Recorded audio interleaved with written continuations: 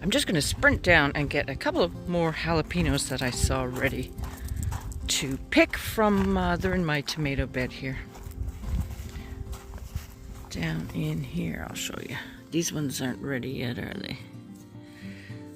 These are a big Thai chili, but it's these ones I want.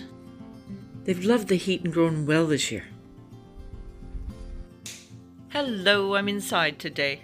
As well as growing outdoors, I also grow some plants indoors. At the moment, I only have hot peppers. Well, I have a Corno del Toro sweet pepper and some small tomatoes, but we're going to talk about the hot peppers today.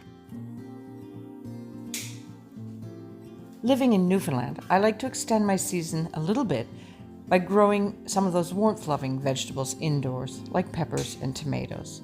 I can grow them all year round. And I'd like to say, don't listen to those YouTubers who say you can't grow peppers inside. It drives me crazy.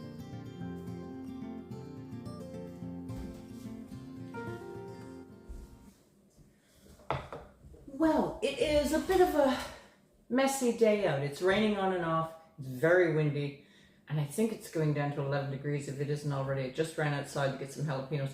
And it's very cold out. So I've been staying indoors today, puttering about, cooking, and so on. But I also did a harvest of my indoor plants, which is only peppers and tomatoes. These are my plants that are upstairs in my bedroom at the moment. Looks a little crazy, but it's really worthwhile for me to have additional produce. These plants have been very productive, and it's hard to show you how many there are. They're climbing all over my walls and my window screens, but they're doing really well.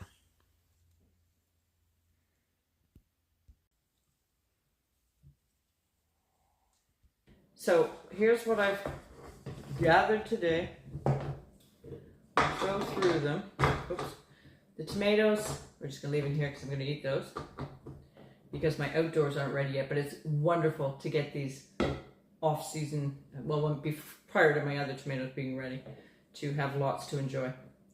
But the peppers is what I'm going to deal with today very easily and throw them.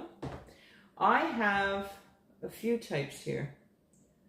I don't know what these little red ones are. They came in a mixed pack.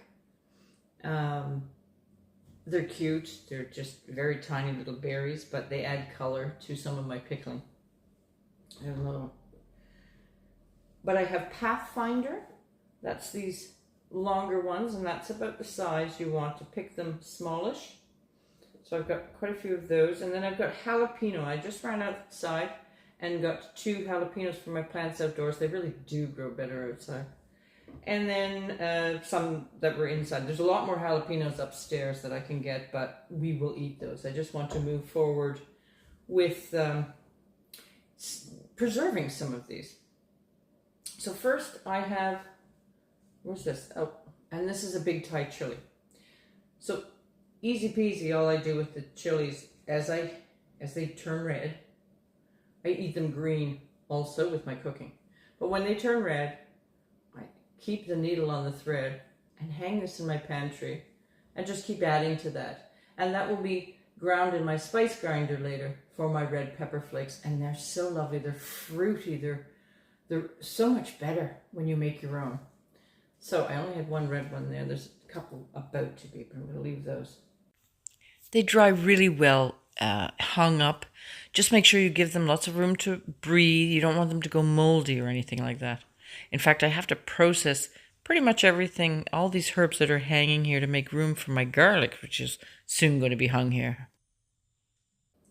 Then with these, I have pickled 3 jars, one's in my fridge, of the jalapenos. And I just, nice easy vinegar with some garlic. And what else do I put in there? I think that's about it for those. Because they're hot enough, I don't add anything else. Bit of salt. So a typical pickling, and then I have water bath those. I'll probably do another jar, but I don't need a whole lot of those. We are going through them on the fridge, so I'll probably do another jar before the season's out, about that size.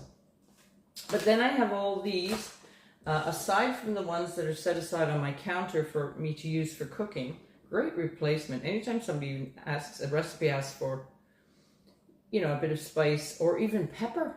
You know, I have to buy pepper, so rather than buy pepper, use my own peppers, because once you cook them, they tend to just mellow out through and they're lovely. But for these, I'm going to freeze them whole. You could freeze them chopped if you want. I'm going to leave the seeds in. You can take the seeds out. I don't mind those. So I'm just going to trim these up, take the tops off.